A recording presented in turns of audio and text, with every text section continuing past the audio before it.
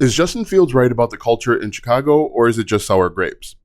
There are a whole bunch of new articles out where reportedly Justin Fields is taking shots at the culture of Chicago. And tell me what you think. Personally, he's got a point because it's not just him that is saying it. It does feel like sour grapes because we're, 5 months removed from him being a Chicago Bear. It didn't work out, and some of it obviously was his fault. A lot of it wasn't his fault at all, but he took the blame. If we reflect on the years of Justin Fields, quite honestly, he was drafted by a GM and a head coach. They were lame ducks. The head coach didn't want Justin Fields, didn't want to start a rookie quarterback because he was coaching for his job.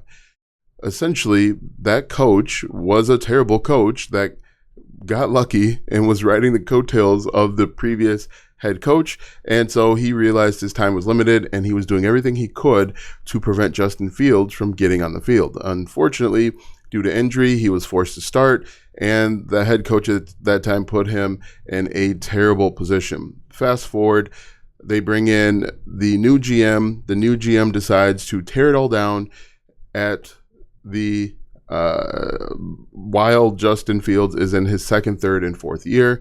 And the results speak for himself. They had a terrible record over that time. Did he make mistakes? Of course. Did he play poorly at times? Of course.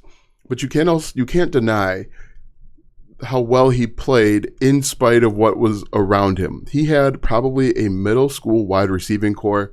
He probably had a junior high school level offensive line.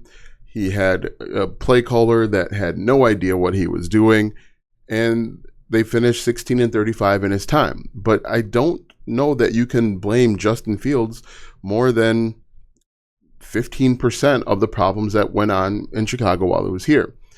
And if we reflect, I'm 39 years old, the culture of Chicago, the Chicago Bears, has been the exact same for essentially 39 years. It has always been build a great defense and have the offense hang on. Only one time in my 39 years did the Chicago Bears try to build an offense that was decent. It was with Alshon Jeffrey, Jay Cutler, Matt Forte, that crew. Greg Olson was there for a short period of time. But essentially, the GM, the president, the owners have always created some sort of gee golly type of environment, type of culture. Quite honestly, if we're reflecting, I think it is a cultural issue with the entire city of Chicago. If we look at the White Sox and we look at the Bears, there's some very interesting parallels. For me anyway, the Chicago Bears were under no pressure to build a contender, a consistent contender, because they knew that Bear fans would show up anyway. Bear fans were going to show up when the team went 6-10. Bear fans were going to show up when they went 10-6. So there was really no urgency and no rush to build a sustainable contender. And it's essentially, then where do I get this parallel from? It's essentially the thought process of Jerry Reinsdorf. There's no need to build a top team if people are going to show up for a team that finishes in second place. That's his mantra when it comes to owning a franchise. And when a team, their only source of income or their primary source of income and their revenue is the team, you want to make sure that you are protecting as many pennies as possible. And so Justin Fields might be right about the Chicago Bear and the Chicago Bear culture. And I think that culture does affect the White Sox, the Blackhawks, and even the Cubs to some extent. The Cubs were called the lovable losers for how long? There has never really been immense pressure until recently for the Cubs to be really, really good. And that's why I think it is a Chicago sports fan cultural issue. The only way to get things to change, the only way to get a owner to make any movements is to affect their pocketbooks. And you can look in the stands every Sunday. Chicago Bear fans show up and show out for every home game.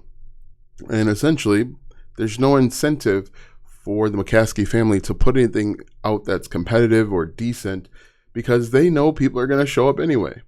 So if you owned a team that were worth billions and you knew they were going to show up whether you won or lost, where's the sense of urgency in building something that is a winner and sustainable, which could be perceived as more expensive? Now, great business people know that if you build a winner, you will make more money, but we're talking about the McCaskeys here, who fell into the luck of owning the Chicago Bears from the inception. Tell me what you think. Do you think Justin Fields is correct in his assessment of the Chicago Bear culture versus the Steelers? Do you think it's a larger issue? Do you think, like I do, where it is a Chicago problem? The teams in Chicago are under really no pressure to win. What do you think? Comment down below. Make sure that you like, follow, subscribe, and share the Bear Claw podcast. We'll see you in the next video.